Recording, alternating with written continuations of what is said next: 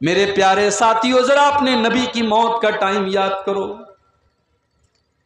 सोमवार के दिन अल्लाह के नबी का इंतकाल होता है।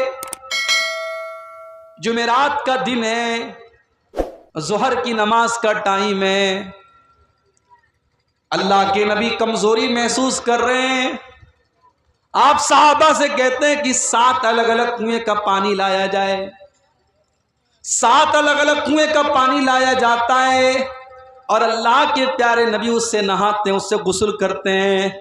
उसके बाद आप अपने सर के ऊपर एक सफेद पट्टी बांधते हैं, एक व्हाइट कलर की पट्टी आप बांधते हैं और आप मस्जिद में आते हैं, जोहर की नमाज पढ़ाते हैं और आप मिंबर पर खड़े होते हैं और आप अपने सहाबा से कहते हैं, हो लोगो अना शहीदुन अलैकुम, कल क़यामत के दिन मैं तुम्हारे बारे में गवाही दूंगा। व अना फरतुन लकुम, और मैं क़यामत के दिन तुमसे आगे आगे रहूंगा। व इन्ना मौइदकुमुल हौज़ु, और है मेरी उम्मत के लोगों, तुमसे मुलाकात हौज़े कौसर पर होगी।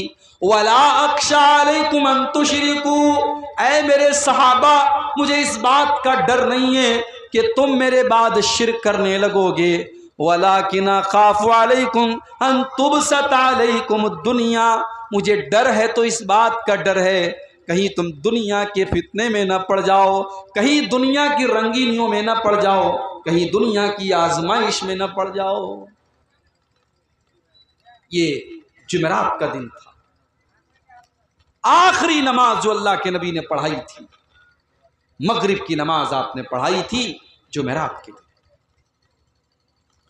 इशा की नमाज का टाइम आया, हजरत बिलाल आए, आए अल्लाह के नबी नमाज का टाइम हो चुका है, लोग आपका इंतजार कर रहे हैं। अल्लाह के नबी ने पानी मंगवाया, गुस्ल किया और गुस्ल करने के बाद आप जब खड़े होने लगे, हदीस के अल्फाज हैं, आप बेहोश होकर के गिर गए। होश आया, आपने पूछा कि क्या नमाज हो गई? नहीं नहीं अल्लाह के नबी, नमाज अभी नहीं हुई है, लोग आपका इंतजार कर रहे हैं। आपने फिर पानी मंगवाया, फिर आपने गुस्ल किया, फिर आप जब उठने की कोशिश करने लगे, चक्कर आ गया, गशी आ गई, फिर आप बेहोश होकर के गिर पड़े। 3 बार ऐसा हुआ, 3 बार ऐसा हुआ, अल्लाह के नबी बेहोश होकर के गिरते चले जा रहे। जब आप ये समझ गए कि अब आप नमाज पढ़ाने की ताकत आपके बदन के अंदर, आपकी बॉडी के अंदर नहीं है, आपने साहबा से कहा कि वो लोगों, जाओ अबू बकर सिद्दीक से कहो वो लोगों को नमाज पढ़ाए। आपकी जिंदगी में 17 टाइम की नमाजें अबू बकर सिद्दीक ने पढ़ाई। आप मस्जिद में जाने की और नमाज पढ़ाने की ताकत आपके अंदर बाकी नहीं बची थी। वो लोगों, वो नबी जो हम सब के नबी थे, जो रहमतुल लिल आलमीन थे, जो अपनी जान से ज़्यादा हमको प्यारे हैं, उस नबी के आखिरी टाइम को ज़रा याद करो। जुमा का दिन आया, अल्लाह के नबी मस्जिद में आते हैं, खुतबा देते हैं और खुतबे में आप ये कहते हैं कि ओ लोगों, अल्लाह ने अपने एक बंदे को ये इख्तियार दिया था, अपने बंदे को ये चॉइस दी थी कि चाहे तो वो बंदा दुनिया की नेमतों को ले ले और चाहे तो वो अल्लाह के पास चला जाए। अल्लाह के उस बंदे ने अल्लाह के पास चले जाने के ऑप्शन को कबूल कर लिया और अल्लाह के पास जाने के लिए तैयार हो गया। अभी अल्लाह के नबी ने इतना ही बयान किया था, अबू बकर सिद्दीक रज़ी अल्लाह तआला अन्हु रोने लगे और आंखों से आंसू बहने लगे और कहने लगे, फदैना कभी आबाइना व उम्महातिना, अय अल्लाह के नबी हमारे माँ बाप आपके ऊपर कुर्बान हो जाएं, अय अल्लाह के नबी हमारे माँ बाप आपके ऊपर कुर्बान हो जाएं। सहाबा कहते हैं हमें बड़ी हैरत हुई कि अल्लाह के नबी तो एक आम बात कर रहे हैं, ये बार बार क्यों हजरते अबू बकर रो क्यों रहे हैं? क्यों ये डिस्टर्ब क्यों हो रहा है? आवाज क्यों आ रही है?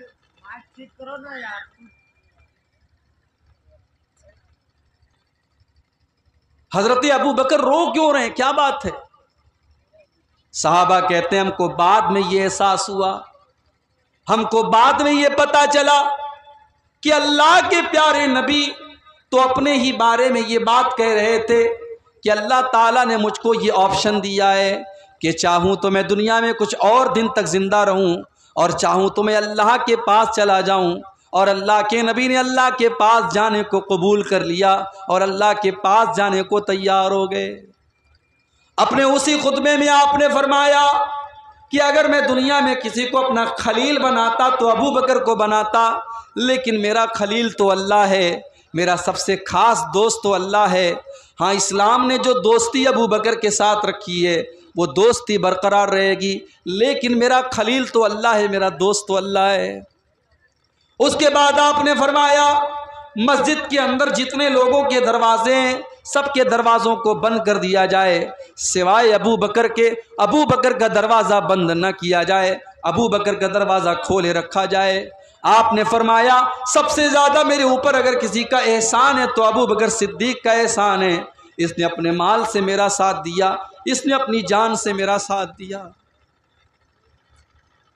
ये आखिरी खुतबा था अल्लाह के प्यारे ने। शनीचर का दिन आया, सोमवार के दिन आपका इंतकाल हुआ, शनीचर का दिन आया। आप बेकरार हैं, बेचैन हैं, बार बार चादर को फेंक रहे हैं, ओढ़ रहे हैं, फेंक रहे हैं। आपने उसी आलम में फरमाया शनीचर का दिन आया अल्लाह के नबी की जिंदगी। सोमवार के दिन आपका इंतकाल हो रहा है, शनीचर का दिन आया।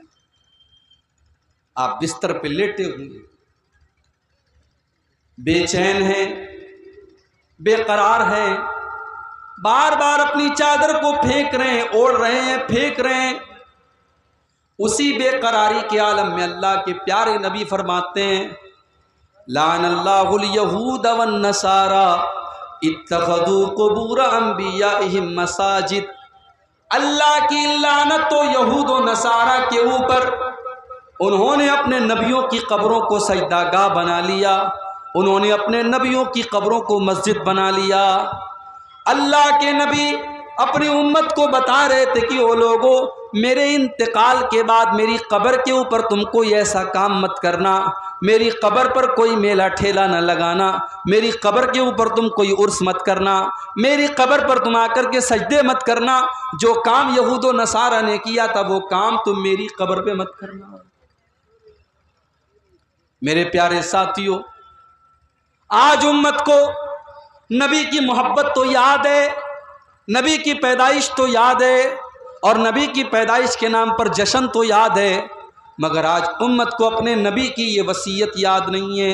आज उम्मत का एक बड़ा तबका कब्र परस्ती में मुब्तला है। आज कब्रों के ऊपर सजदा किया जा रहा है, आज मज़ारों के ऊपर सजदा किया जा रहा है, आज गले में तावीज़ पहना जा रहा है, आज हाथों में तावीज़ पहना जा रहा है। जिस काम से अल्लाह के नबी ने अपने आखिरी टाइम मना किया था उस काम को आज उम्मत के लोग करते चले जा। मेरे प्यारे साथियों, वो नबी जब दुनिया से गए, आखिरी दिन है आपकी जिंदगी का, सोमवार के दिन आपका इंतकाल होता है और इतवार के दिन रात में जो चिराग आपके घर पे जलता है उस चिराग का तेल भी पड़ोसी से उधार लिया जाता है। उस नबी ने अपने लिए कुछ नहीं किया, कोई प्रॉपर्टी नहीं बनाई, कोई मकान नहीं बनाया, कोई दौलत इकट्ठा नहीं की। उस नबी ने पूरी जिंदगी को अल्लाह के दीन के लिए लगा दिया। उस नबी की जिंदगी का एक ही मकसद है कि लोग इस्लाम ले आए, लोग ईमान ले आए, लोग तौहीद पर आ जाएं। अल्लाह ने कुरान में फरमाया फलअल्लका बाक़िउन नफ्सका अला आतारिहिम इल्लम युमिनू बिहाज़ल हदीस असफा। ऐ नबी, अगर ये लोग ईमान नहीं लाते तो क्या आप अपनी जान दे देंगे? आप अपनी जान को जोखिम में डाल देंगे? क्या आप अपनी जान दे देंगे? आप लोगों के ईमान लाने की इतनी चिंता क्यों करते हैं?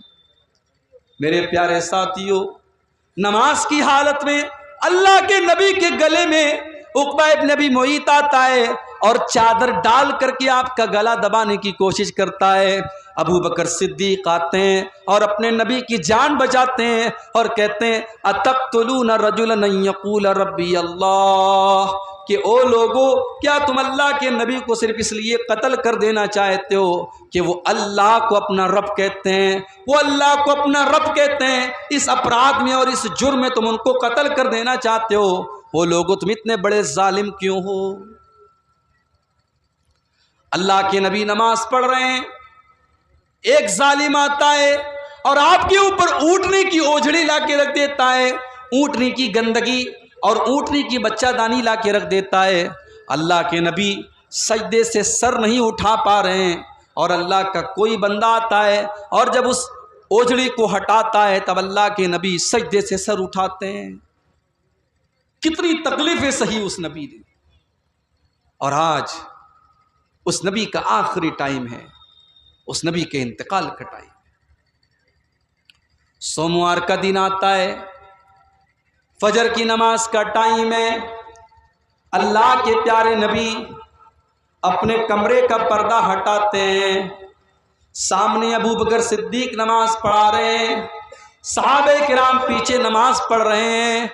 अल्लाह के नबी अपने हुजरे के दरवाजे से ये मंजर देखते हैं, आपके चेहरे पर मुस्कुराहट आ जाती है, आप हंसने लगते हैं। सहाबे किराम नमाज की हालत में महसूस कर लेते हैं कि अल्लाह के नबी अपने कमरे के दरवाजे पर खड़े हैं। सहाबा कहते हैं, हमको ये डर हुआ कि कहीं हमारी नमाज ना खराब हो जाए और कहीं हम नमाज को बीच में से छोड़ के ना भाग जाएं। और अबू बकर सिद्दीक रज़ी अल्लाह तआला अन्हु भी पीछे हटने लगे। अल्लाह के नबी ने इशारा किया कि अय अबू बकर, तुम नमाज को कंटिन्यू रखो, तुम नमाज को जारी रखो। और आपने पर्दा गिरा दिया और आपने पर्दे को दोबारा अपनी जगह कर दिया। सहाबा कहते हैं कि ये आखिरी मंजर था जो अल्लाह के नबी ने अपने सहाबा का दीदार किया था। नबी खुश हो गए, नबी के चेहरे पर मुस्कुराहट आ गई कि मेरी उम्मत, मेरे बाप भी नमाज पढ़ रही है, नमाज नहीं छूटी है, नमाज जारी है। आज उम्मत को अपने नबी की, नबी को जिस चीज की इतनी फिक्र थी, नमाज, आज उम्मत को नमाज की भी फिक्र नहीं। रात रात भर तकरीरें सुनने वाले फजर की नमाज में गायब हो जाते हैं। गांव में जलसा हो रहा है, जलसे में हजारों की पब्लिक है, मस्जिद में चले जाओ तो 8-10 लोग मुश्किल से नमाज में मिलते हैं। मेरे प्यारे साथियों, आज तुम नबी से मोहब्बत का दावा करते हो, नबी से प्यार का दावा करते हो। उस नबी को तो नमाज से इतनी मोहब्बत थी, इतनी मोहब्बत थी कि वो नबी कहा करते थे, जो इलत कुर्रतु ऐनी फिस्सला, नमाज मेरी आंखों की ठंडक है, नमाज मेरे दिल का सुकून है। जब अल्लाह के नबी टेंशन में होते थे, परेशानी में होते थे, हजरत बिलाल से कहते थे, या बिलाल अरिहना बिस्सला, ए बिलाल तुम जल्दी से अजान दे दो और जल्दी से नमाज खड़ी हो जाए ताकि मेरे दिल को सुकून मिल जाए। मेरे नबी को नमाज से सुकून मिला करता था। अल्लाह के नबी जल्दी किसी के ऊपर बद्दुआ नहीं करते थे, मगर जब आपकी एक मर्तबा असर की नमाज कज़ा हो गई, दुश्मनों से लड़ाई चल रही थी, जंग खंदक का मौका था और लड़ाई के दौरान आपकी असर की नमाज कज़ा हो गई, सूरज डूब गया, असर की नमाज कज़ा हो गई, तो अल्लाह के नबी के मुंह से बद्दुआ निकल गई। आपने फरमाया, मला अल्लाहु बुयूतहुम व कुबूरहुम नारा, है अल्लाह इनके घरों को तू जहन्नम की आग से भर दे, इनकी कब्रों को तू जहन्नम की आग से भर दे। शगलूना अनिस सलातिल वुस्ता, ऐ अल्लाह इनकी वजह से हमारी असर की नमाज छूट गई। इतनी फिक्र थी अल्लाह के नबी को नमाज। आज हम नमाज नहीं पढ़ते, क्यों साहब? अरे काम बहुत है, कोई बिजनेस कर रहा है, कोई नौकरी कर रहा है, कोई जॉब कर रहा है, कोई कॉलेज में जा रहा है। मेरे प्यारे साथियों, आप अल्लाह ताला को क्या मुंह दिखाओगे?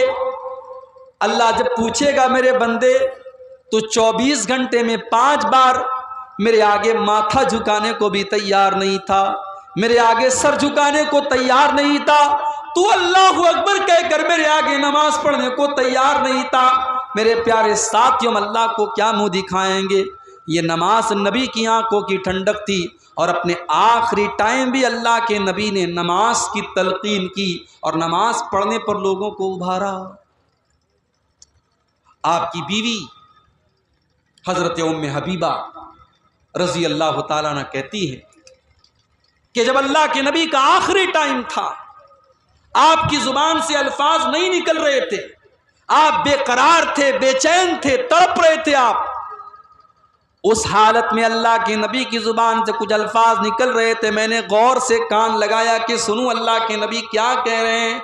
तो अल्लाह के नबी की जुबान से अल्फाज निकल रहे थे, अस्सलाता सलाता वमा मलकत ईमानुकुम।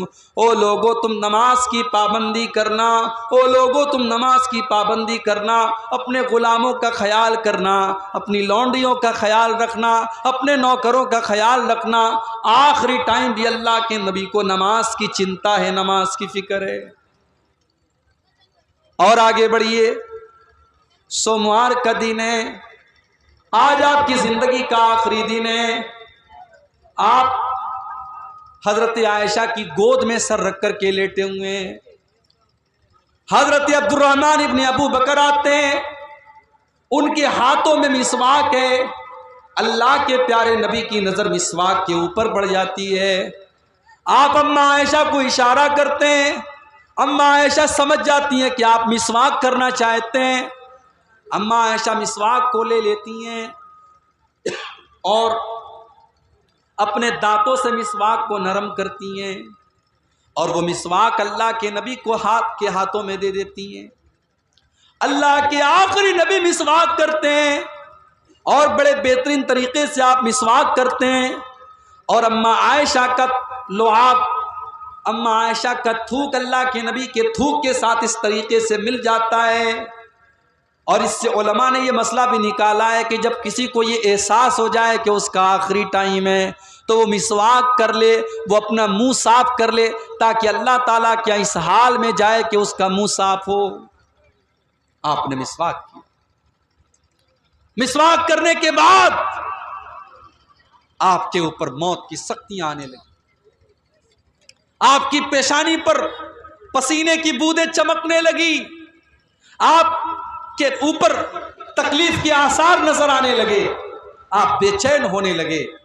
आपके बगल में एक प्याला रखा हुआ था, प्याले में पानी था, आप बार बार पानी अपने चेहरे पर डालते थे और कहते थे, अल्लाहुम्मा अइन्नी अला सकरातिल मौत, अल्लाहुम्मा अइन्नी अला सकरातिल मौत। आय अल्लाह तू मौत की शक्तियों पर मेरी मदद फरमा, आय अल्लाह तू मौत की शक्तियों पर मेरी मदद फरमा। अम्मा आयशा फरमाती हैं, उसके पहले मैं मौत की शक्तियों को नापसंद करती थी, मगर जब मैंने अपने नबी के ऊपर भी मौत की शक्तियां देखी तो उसके बाद मैं समझ गई कि मौत की शक्तियां तो किसी के ऊपर भी आ सकती हैं, अल्लाह के नबी के ऊपर भी मौत की शक्तियां। मेरे प्यारे साथियों, आपने आसमान की तरफ अपने हाथ उठाए और आपने फरमाया, अल्लाहुम्मा ग़फ़िरली वरहमनी, आय अल्लाह तू मुझे माफ़ फरमा दे, आय अल्लाह तू मेरे ऊपर रहम फरमा। उसके बाद आपने फरमाया, अल्लाहुम्मा अलहिक़नी बिर्रफ़ीक़िल आला, अल्लाहुम्मा अलहिक़नी बिर्रफ़ीक़िल आला, अल्लाहुम्मा अलहिक़नी बिर्रफ़ीक़िल आला। आय अल्लाह तू रफ़ीक़ आला के साथ मुझे मिला दे, तो अपने नबियों के साथ मुझे मिला दे, तो अपने नेक बंदों में मुझे मिला दे। इतना कहने के बाद अल्लाह के नबी का हाथ धीरे धीरे ज़मीन पर आ गया और आपकी रूह आपके बदन से निकल गई और आपका इंतकाल हो गया। मेरे प्यारे साथियों, मौत का ये मंजर अल्लाह के प्यारे नबी को भी देखना। आपकी बेटी फातिमा जो उस मौके पर मौजूद थी, उनकी आंखों में आंसू बह रहे थे और वो कह रही थी, या अबता, हाय मेरे अब्बा जान, मन जन्नतुल फिरदौसी मावा, मेरे अब्बा जान का ठिकाना तो जन्नतुल फिरदौस है। इला जिब्रील ननआ, ऐ जिब्रील हम तुम्हें अपने बाप की मौत की खबर दे रहे हैं। अजाब रब्बन दा, मेरे अब्बा ने अपने रब की दावत को कबूल कर लिया। मेरे अब्बा तो अपने रब के पास चले गए, मेरे बाबा तो अपने रब के पास चले गए। आपकी बेटी की आंखों से आंसू बह रहे। मौत का वो मंजर देख करके सहाबे किराम बेचैन हो गए, बेकरार हो गए। हजरत उमर फारूक रजी अल्लाह ताला तो मानने के लिए तैयार ही नहीं है कि अल्लाह के नबी को मौत आई है। वो तो ये मानने को ही तैयार नहीं कि उनको मौत आ सकती है। हजरत उमर कहते हैं कि वो लोगों, अल्लाह के नबी को मौत नहीं आई है, आप जिंदा हैं।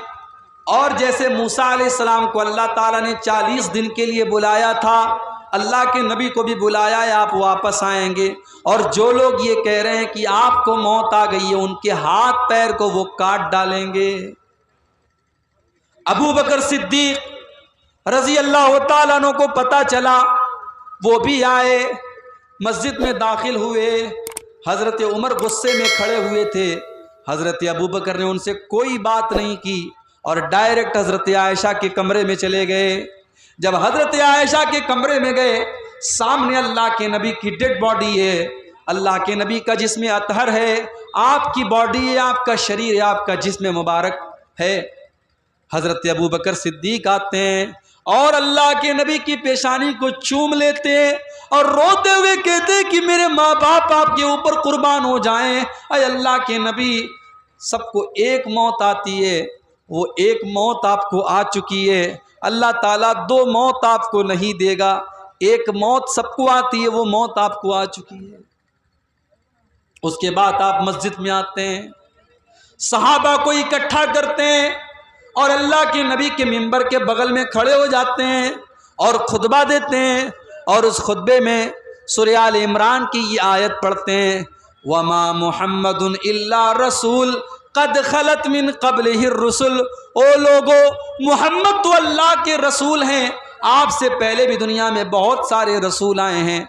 अफ़इम माता, अगर आपको मौत आ जाए, औ कुतिला, या आपको शहीद कर दिया जाए, इन क़लबतुम अला आक़ाबिकुम, तो क्या तुम एड़ियों के बल पलट जाओगे। हजरत अबू बकर सिद्दीक ने कुरान की ये आयत पढ़ी और उसके बाद कहा, मन काना याबुदु मिनकुम मुहम्मदन फ़इन्ना मुहम्मदन क़द मात। ओ लोगो, जो मोहम्मद सल्लल्लाहु अलैहि वसल्लम की इबादत करता था, वो ये कान खोल करके सुन ले कि मोहम्मद सल्लल्लाहु अलैहि वसल्लम को मौत आ चुकी है। वमन काना याबुदुल्लाह, और जो अल्लाह की इबादत करता था, वो ये जान ले कि अल्लाह जिंदा है और अल्लाह को कभी मौत नहीं आ सकती। तो ये अल्लाह के नबी की मौत का एक मंजर था जो मैंने आपके सामने बयान किया। तो मेरे भाइयों, मौत कभी भी आ सकती है। मौत के आने के पहले अल्लाह की बारगाह में सच्ची तौबा कर लो, अल्लाह से माफी मांगो। और ये जितनी मुसीबतें हमारे ऊपर आ रही हैं, हम मारे जा रहे हैं, काटे जा रहे हैं, कहीं कुरान जलाया जा रहा है, कहीं नबी की तौहीन हो रही है, ये हमारे बुरे अमाल का नतीजा है, ये हमारे गुनाहों का नतीजा है। अल्लाह ने फरमाया, ज़हरल फसादु फिल बर्री वल बहरी बिमा कसबत अयदीन नास। ज़मीन के अंदर, खुश्की के अंदर, तरी के अंदर, जहाँ पर भी तुमको बिगाड़ नज़र आ रहा है, वो लोगों, वो तुम्हारे करतूत का नतीजा है, वो तुम्हारे गुनाहों का नतीजा है। तो ये गुनाहों का नतीजा बड़ा बुरा होता है। बाज़ उलमा ने लिखा है कि जब मैं कोई गुनाह करता हूं तो उस गुनाह का असर मुझे अपनी बीवी के अखलाक में नजर आता है, मुझे अपनी सवारी के अंदर नजर आता है। सवारी से जा रहा हूं, सवारी फिसल जाती है और बीवी के अखलाक में कोई कमी नजर आती है, मैं समझ जाता हूं कि मैं कोई गुनाह कर रहा हूं। गुनाह का अंजाम हमेशा भयानक होता है मेरे। जब इंसान कोई गुनाह करता है, कोई पाप करता है, उसकी रोजी रोटी छीन ली जाती है, उसके मुक़द्दर की रोज़ी जो अल्लाह ताला लिखता है वो रोज़ी छीन ली जाती है। अल्लाह के प्यारे नबी फरमाते हैं, इन्नल अब्द लयुहरमुर रिज़्क़ बिज़म्बिन युसीबुहु।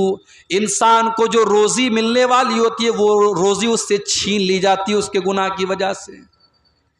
अब आइए आखिरी चीज़ बयान करता हूँ कि गुनाहों से हम कैसे बचें। आपने गुनाह के बारे में सुन लिया, गुनाह के भयानक अंजाम के बारे में सुन लिया। अब आखिरी पॉइंट पर हम थोड़ी देर बात करके बात ख़त्म करेंगे, क्योंकि अब मैं समझ रहा हूँ 3 बज चुके हैं, अब आप भी जाने के मूड में हैं। बस इसको थोड़ा सा आप समझ लीजिए कि गुनाह से बचेंगे हम और आप कैसे। आपने देखा होगा बड़े बड़े एयरपोर्ट के ऊपर कैमरे लगे होते हैं। बाप डोगरा एयरपोर्ट पर आप चले जाइए, वहां कैमरे लगे हुए हैं हर तरफ। पटना स्टेशन पर चले जाइए, कैमरे लगे हैं। कटिहार स्टेशन पर चले जाइए, कैमरे लगे हैं। कैमरे क्यों लगते हैं मेरे भाई? कैमरे इसीलिए लगते हैं ताकि कोई क्राइम ना हो, कोई जुर्म ना हो, कोई चोर चोरी करने से डरे कि कैमरा लगा हुआ है, कोई किसी लड़की को छेड़ने से डरे, कोई बदमाश लड़का वो समझ जाए कि कैमरा लगा हुआ है। अगर आप गुनाह से बचना चाहते हैं, आपको ये मालूम होना चाहिए कि अल्लाह तबारक व तआला ने भी एक कैमरा हमारे और आपके ऊपर लगाया है, और ये कैमरा ऐसा है जो 24/7 ऑन है। ये कैमरा कभी बंद होने वाला नहीं है। ये अल्लाह का कैमरा है। अल्लाह के फरिश्ते हर बात को रिकॉर्ड कर रहे हैं। व इन्ना अलैकुम लहाफिज़ीन किरामन कातिबीन यालमून मा तफ़अलून। मेरे बंदो, हमारे फरिश्ते तुम्हारी एक एक हरकत को नोट कर रहे हैं, एक एक अमल को नोट कर रहे हैं। तुम अल्लाह से कोई चीज छुपा नहीं सकते हो, सब रिकॉर्ड हो रहा है। मेरी माँ बहनों, जो आपकी जुबान से जो बातें निकलती हैं, जो गीबत और चुगली एक दूसरे की आप करती हैं, वो गीबत और चुगली भी रिकॉर्ड की जा रही है, वो भी नोट की जा रही है। मा यल्फिज़ु मिन क़ौलिन इल्ला लदैहि रक़ीबुन अतीद। मेरे बंदे, तेरी जुबान से जो अल्फाज निकलता है वो सारे के सारे अल्फाज रिकॉर्ड किए जा रहे हैं। तो दुनिया के कैमरे से हम डरते हैं, अल्लाह के कैमरे से क्यों नहीं डरते मेरे भाई? कल क़यामत के दिन अल्लाह की बारगाह में अल्लाह के कैमरे की सारी रिकॉर्डिंग हमारे सामने रख दी जाएगी।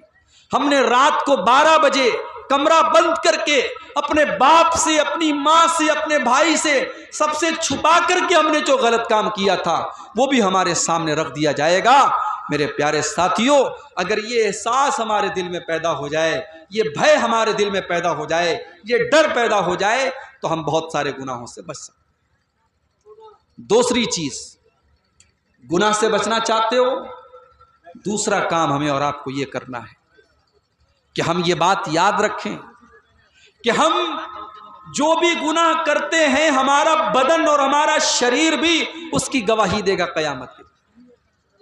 हमने आंखों से कोई गलत काम किया, हमने हाथों से कोई गलत काम किया, हम पैरों से गलत जगह चल करके गए, हत्ता इज़ा मा जाऊहा शहीदा अलैहिम समूहुम व अबसारुहुम व जुलूदुहुम बिमा कानू यामलून। कल क़यामत के दिन तुम्हारे कान भी तुम्हारे खिलाफ गवाही देंगे, तुम्हारी आंखें भी तुम्हारे खिलाफ गवाही देंगी, तुम्हारे हाथ पैर भी तुम्हारे खिलाफ गवाही देंगे, यहां तक कि ये धरती और जमीन भी बोलेगी।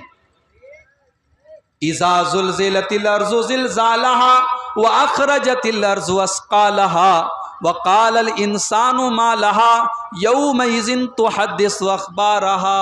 ज़मीन बोलेगी, ज़मीन बात करेगी। मेरे प्यारे साथियों, अगर गुनाह से हम और आप बचना चाहते हैं तो ये चीज़ भी हमें अपने ज़हन में रखनी पड़ेगी। और तीसरी चीज़, अगर आप गुनाह से बचना चाहते हैं, अच्छे लोगों के साथ रहिए। इंसान जिन लोगों के साथ रहता है उसका असर भी उसके ऊपर पड़ता है। अगर आप शराबी के साथ बैठेंगे उठेंगे, आपके दिल में शराब के मुतालिक नफरत कम हो जाएगी। बेनमाजी के साथ बैठेंगे, बेनमाजी बन जाएंगे आप। झूठों के साथ बैठेंगे, झूठे बन जाएंगे आप। अगर आप गुनाहों से बचना चाहते हैं तो नेक लोगों के साथ आप उठिए और बैठिए। मेरे प्यारे साथियों, गुनाहों से बचने के लिए एक काम ये भी करना पड़ेगा हमें और आपको कि कभी कभी हमें कब्रिस्तान जाना चाहिए, मौत को याद करना चाहिए। जब किसी जनाजे में जाएं, जब किसी कब्र को देखें तो अपने अंजाम को सोचें कि कल तक जो 4 व्हीलर में घूमता था, फॉर्च्यूनर में चलता था, आज 4 लोगों के कंधे पे कब्रिस्तान जा रहा है। यह अंजाम हमें और आपको अपना भी देखना है। हम मौत को देख करके इबरत हासिल करें।